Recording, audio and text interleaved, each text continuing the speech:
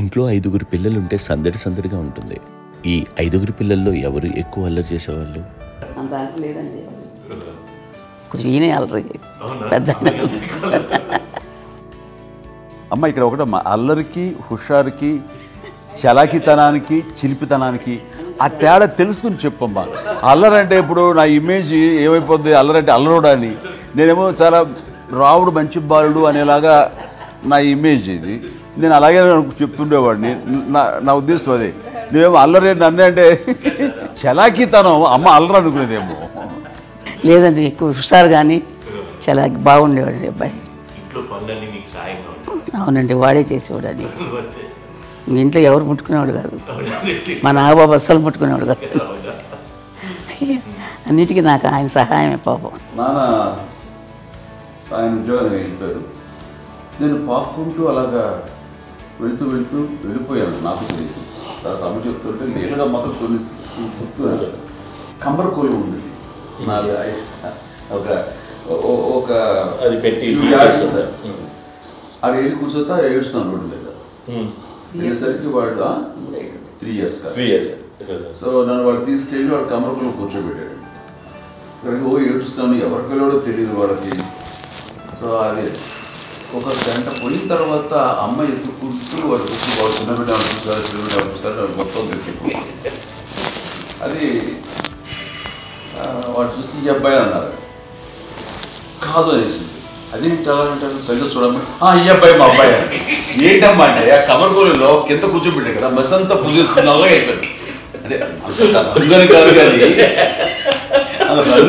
కానీ ఆ కమర్గోలులో కూర్చోబెట్టడానికి ఈ మసిగిస్తూ ఇంకా నలగైపోయింది. అంత నలుపుడేసరి నా బిడ్డ కాదని అమ్మ వెళ్ళిపోబోతుంది. మళ్ళీ డౌట్ వచ్చి ఆగింది. నేను నా బిడ్డ తీసుకెళ్ళింది. కాలేజ్ కట్టిందో డౌట్ నాకు.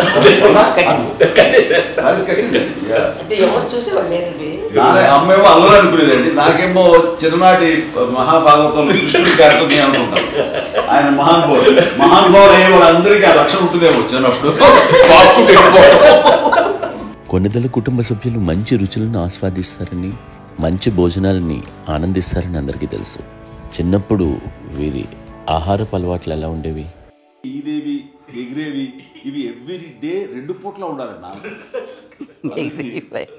మరి నాగబాబు పాపం ఏముంది, తిన్నట్టు ఇష్టం.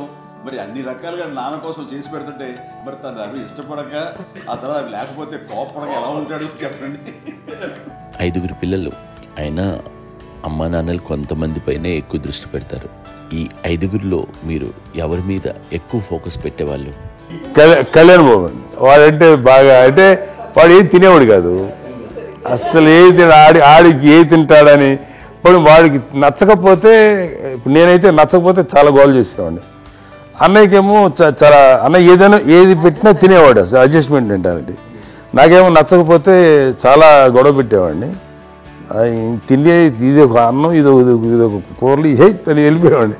అమ్మకు అమ్మతో తిట్టి నాకు వెజిటేరియన్ ఎలర్జీ ఉండేది, అంటే చిరాకు అనమాట. కళ్యాణ్ బాబు ఏంటంటే తనకి ఇష్టమైన ఫుడ్ ఉంటే తింటాడు సైలెంట్గా, బాగలేకపోతే సైలెంట్గా వెళ్ళిపోతాడు.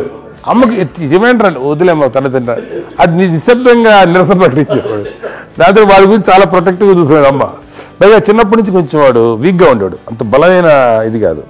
దాని తర్వాత కొంచెం అందుకని అమ్మ వాడిని స్పెషల్గా చూసుకునేది. వాడు స్పెషల్ కిడ్ అయ్యాడు ఇంట్లో.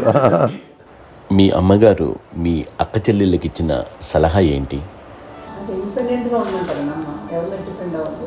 ఈ పిల్లలు నువ్వే జాగ్రత్తగా పెంచుకో, ఎవరి మీద చేయకు, డిపెండెంట్గా పెట్టద్దు అని ఆవిడ మాకు బాగా ఎక్కువ చెప్తుండేది. నాకు కొంచెం టఫ్ టైమ్స్లో కూడా నీ పాట నువ్వే ఉండాలి, ఎవరి ఇంట్లో ఉండదు, ఎవరి ఇంట్లో ఉండదు, మా దగ్గర కూడా ఉంది, నీ దగ్గర బట్టి నువ్వే ఉండాలి. చెప్తారు చాలా టఫ్, బట్ నాకు అదే చెప్పేది. ఇండిపెండెంట్ అట్లా ఒకళ్ళ దగ్గర ఉంటే నీ గౌరవం తగ్గిపోతుంది, ఎక్కడ ఉండదు. అది చాలా నాకు చాలా ఇన్స్పైరింగ్ ఉండేది అమ్మ మాటలు. అది ఇప్పుడు కూడా అది చాలా హ్యాపీగా అనిపిస్తుంది అని చెప్పింది. అంతే కదా, ఇప్పుడు మనకేమైనా రోగాలు వస్తే వేసేస్తాం, దాన్ని బాధలు మనమే. బట్ తగ్గించేవాళ్ళు, కన్సర్న్ చూపించే డాక్టర్స్ చుట్టుపక్కల కింద ఉండొచ్చు, కానీ పోరాడాల్సింది మనమే సాగుతుంది. నాకు ఒకసారి కొంచెం ఒక డిప్రెస్డ్ ఇదిగా వస్తే ఫేస్ ఒకటి నేనేదో ఇంకా మా అందరి నుంచి నేనే సపరేట్ అయిపోయినట్టు ఒక సిచ్యువేషన్ వచ్చినప్పుడు అమ్మ నన్ను పట్టుకుని చూసారు, I'm there for yours. ఎవరు నువ్వు అన్న ఎస్ అన్న ఫ్రెండ్స్ కానీ ఎవరైనా సరే ఎప్పుడు కూడా అలోన్గా మట్టుకు అనుకోకు, నేను ఉన్నాను. ఆవిడ నన్ను పట్టుకొని ఇచ్చిన అఫెక్షన్ లేదా ఆ ఫీలింగ్ అసలు బలం అన్నమాట. ఇంకా ఏమన్నా చేయగలను నేను, పర్లేదు లైఫ్లో ఐ కెన్ ఏదైనా సాధించగలను అని ఒక భరోసా తల్లి దగ్గర నుంచి రావడం అనేది నాకు ఎవరు అవసరం లేదనిపించింది. అంత స్ట్రాంగ్గా ఆవిడ support, very strong, very practical. అంత స్ట్రాంగ్ చేసింది నాన్న అని చెప్పండి. మా పిల్లల విషయంలో మేము కూడా మేబీ అంత స్ట్రాంగ్ కాదేమో, సెన్సిటివ్గా ఉంటాం, కానీ అమ్మ మటుకు చాలా స్ట్రాంగ్గా ఉండి మమ్మల్ని కఠినంగా ఇలాగే ఉండాల్సింది, ఇలాగ ఉండండి అప్పుడే మీరు నేర్చుకుంటారు. ఇక్కడ అమ్మ పాజిటివ్నెస్ గురించి ఇంకో మాట చెప్పాలి. అంటే తన బిడ్డలకే కాదు, ఈ రోజున మా రెండో పాప శ్రీజ కూడా తనకి లైఫ్ చిన్న డిస్టర్బెన్స్ వచ్చింది. ఆ టైంలో కూడా తను ఏమందంటే అప్పుడు నాన్నమ్మ దగ్గరికి వెళ్ళాను, తను ఇచ్చిన భరోసా, తను ఇచ్చిన మాట వెళ్ళలేని ధైర్యం వచ్చింది నాతో. నాన్నమ్మ దగ్గర ఎక్కువ కూర్చోవలసిన అప్పుడే పాజిటివ్ ఫీలింగ్ వస్తుందని నాతో షేర్ చేసుకుంటాను. తనకు మాతో చెప్తుంటే అనిపిస్తుంది కరెక్ట్. అమ్మ ఏం పర్లేదమ్మా, లైఫ్ అంటే ఒకరితోనే అయిపోదు, ఆ ఒక్కరితో వాళ్ళ ఇన్ఫ్లుయెన్స్ తోటో వాళ్ళు మన మీద నియంత్రించడం కానీ మన బాధల్ని వాళ్ళు చేయడం అవుతారు. జస్ట్ నువ్వు నీ గురించి నీ మనసులో ఏదనిపిస్తే నీ గుడ్ ఫీలింగ్ ఏదిస్తుందో ఆ ఫీలింగ్ ప్రకారం వెళ్ళిపోదు. అంటే ఆ జనరేషన్ పీపుల్ ఎక్స్పెక్ట్ అలాగే అలా కాదు, ధైర్యం ఉండి అందరికీ ధైర్యం బాగా నూరుకొస్తారు. ఫాదర్ కూడా, మా నాన్నగారు కూడా అస్సలు ఎప్పుడు అనేవాళ్ళు, ఎప్పుడు మీరు పెట్టే చెయ్యి మీరు ఎప్పుడు పైన ఉండాలి తప్ప తీసుకుని ఎలా ఉండకండి, చేతులు పెట్టుకొని అనే అట్లాంటివి చెప్తుండేవాళ్ళు. అందుకని మాకు ఇట్లా ఇండివిజువాలిటీ మాకు బాగా ఎప్పుడు కూడా ఒకళ్ళని అడగడం అని, ఈవెన్ బ్రదర్స్ని అడగాలన్నా కూడా మాకు అది పడిపోయింది మైండ్లో, కష్టపడ్డాయి. సో నాకు అంటే ఆవిడ మా అమ్మ ఏదన్నా కొంచెం డిప్రెస్ అయినా నేను చాలా ఎక్కువ అమ్మకి షేర్ చేసుకుంటే అన్నయ్య కూడా లేడు. అన్నయ్య ఉన్నప్పుడు ఓకే, లేనప్పుడు నేనే ఎక్కువ షేర్ చేసుకునేవాడిని. బట్ ద బెస్ట్ థింగ్ మా అమ్మ దగ్గర నుంచి హగ్ అండి. ఈరోజు కూడా మా అమ్మని హగ్ చేసుకోకపోతే అంటే అది నాకు మా అందరిలోనూ, అంటే ఆవిడ పెద్ద చదువుకున్న వ్యక్తి కాదు, పెద్దగా నా ఎక్స్పోజ్డ్ కాదు, కానీ ఇవాళ అన్నయ్య కానీ విజయ, మాధవి, నేను, కళ్యాణ్ బాబు ఈ రోజుకి టుగెదర్గానే ఉంటాం. మేబీ మాకు కొన్ని విషయాల్లో నాకు మా మాధవ్కి డిఫరెన్స్ ఆఫ్ ఒపీనియన్స్ ఉండొచ్చు, మా చెల్లికి మా అన్నయ్యకి అట్లా ఉండొచ్చు, కానీ ద ఇన్విజిబుల్ బాండేజ్ మా అమ్మ ఇచ్చింది. ఆ లవ్ అండ్ ఎఫెక్షన్, హగ్ అవన్నీ ఆవిడ నాన్ వెర్బల్ అడ్వైజ్ ఏంటంటే అందరూ అలా కలిసి ఉండాలనేది ఆవిడ నుంచి మేము నేర్చుకున్నామండి. అది ఇట్స్ ఈజ్ నాట్ వర్డ్లీ, అది నోటి మాటకు కాదు, అది వెర్బల్గా కాదు, నాన్ వెర్బల్గా చెప్పినటువంటిది. సో అందుకని అది మాకు గొప్ప, మేమందరం ఇప్పుడు అలా ఉండడానికి కారణం, అంత కలిసి ఉండడానికి కారణం, మెయిన్ కారణం మా అమ్మ అండి. అది సో అందరం ఉండాలనేది మా అమ్మ అడ్వైస్. ఇప్పుడు కూడా నేను ఎప్పుడైనా ఏదైనా ఫీల్ అయినా, అన్నయ్య ఫీల్ అయినా, లేదు నాన్న అట్లా వదుకు, ఇట్లా ఉండండి, ఇట్లా ఉండి ఇప్పటికీ చెప్తుంది. మేము ఎవరైనా ఎప్పుడైనా మా చెల్లితో గొడవపడ్డా అనుకోండి, నేను అట్లా అనకరా అని ఎట్లాగా అంటే ఏమో లేదులేమ్మా ఏదో అన్నాను కానీ ఫీల్ అవ్వకమ్మా, మేమందరం కలిసి ఆవిడని అసలు టెన్షన్ పెట్టవండి మేము. సో అలా అది ఆవిడ నేర్పించింది. అలా కలిసి ఉండటం అనేటువంటి బాండేజ్ని ఆవిడ తన ఒక హగ్తో చెప్పింది. అన్నయ్య సినిమా చూడండి, జాదూకే చెప్పాను, అది మా అమ్మ దగ్గరే ఉందండి. శంకర్దాదాలో చెప్తాడు చూడండి.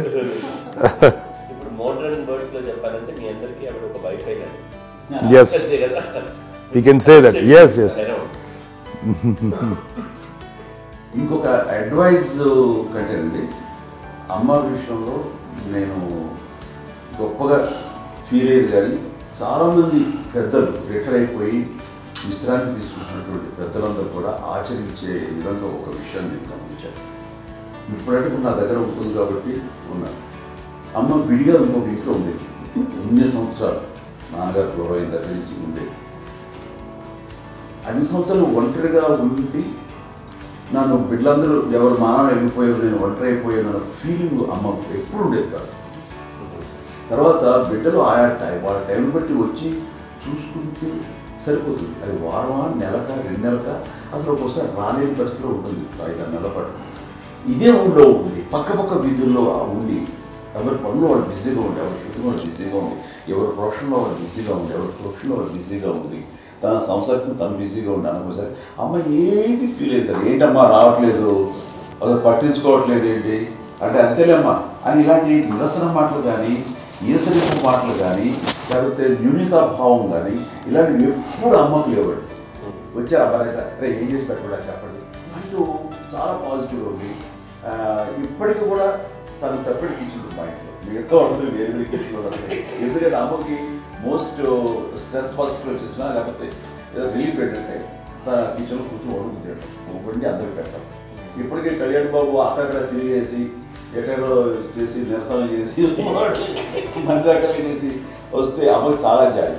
ఆడేదో ఇంక మేము గుడ్లా కష్టపడుతున్నాం కానీ ఆడి ఎంటలో వెళ్ళేదిలో మీ టీవీలో వాటిలో అది ఎక్కువగా చూపించేసరికి వాడే కష్టపడతారు, మేము కష్టపడలేదు ఫీల్ అమ్మకి. అందులో వాడు రాగానే ఎలా వచ్చేసావా అని అమ్మ ఎక్కడ కళ్యాణ్ బాబు అంటే ముందు అమ్మను కానీ ఎక్కడ కళ్యాణ్ బాబు తను ఎక్కడ ఉంటాడో ఏముందో తెలుసు. అది చేస్తే ఎక్కడ తను వాడికి ఇష్టమైన బిర్యానీ అవి చేసి చక్కగా పంపించి అన్నీ చేస్తున్నాడు. అట్లాగా బిడ్డలకి పెట్టడమే తప్ప బిడ్డల నుంచి ఈ వయసులో ఎక్స్పెక్ట్ చేయడం లేకపోగా కొంచెం పట్టించుకోవట్లేదు అనే ఒక న్యూనత భావంలోకి వెళ్ళిపోయి సైకలాజికల్ డిప్రెస్ అయ్యే మదర్ మాత్రం కాదు. ఆ రకంగా మాకందరికీ భరోసా. మేము కూడా పెద్ద అయినా బిడ్డలు వాళ్ళ ప్రవృత్తి ఉద్యోగరీత్యా వాళ్ళ వృత్తిరీత్యా వాళ్ళు దూరం అయిపోయి మనల్ని చాలా కమ్యూనికేషన్ గ్యాప్ వచ్చినా సరే బిడ్డలు నాకు దూరం అయిపోయి పట్టించుకోవట్లేదు, ఇలాగే చూసేవాళ్ళు వెళ్ళి ఎంత ఇదిగా పడేవాళ్ళు గురించి ఇప్పుడు ఏమైపోయానో ఇంత టీచర్ బాధపడలేదు వాళ్ళకి అంటూ నెగిటివ్ సైడ్ ఆలోచించే విధానం ఏమీ అది మా అందరికి ఎంత కంఫర్టబుల్ అంటే అంత కదా. ఎందుకోకపోతే మాధవ్ చూసుకుని మాధవ్ లేకపోతే నాగబాబు వెళ్తుంటాడు, కళ్యాణం మా విజయ్ చూసుకుంటున్నది సరే నా కళ్యాణ్ బాబు తను చూసుకుంటుంటాడు, ఇంకా ఎవరో కూడా వెళ్తూ ఉంటాం. బట్ అమ్మ మాత్రం అది వెరీ గుడ్ హెల్దీ. నేను చాలా తల్లిదండ్రులు చూశాను, వాళ్ళు చాలా ఇదిగా ఉంటారు, పట్టించుకోవట్లేదు అర్థం చేసుకోగలం కానీ పట్టించుకోవాలి కదా అనేది ఉంటుంది, లేకపోతే ఫీల్ అవుతారు. అలా ఫీల్ ఏమి పైగా బిడ్డలు వస్తే వాళ్ళు ఏం చేసి పెట్టాలా అనే ఆలోచన. అది వెరీ హెల్దీ, చాలామంది ఆచరించాల్సిన గొప్ప విషయం.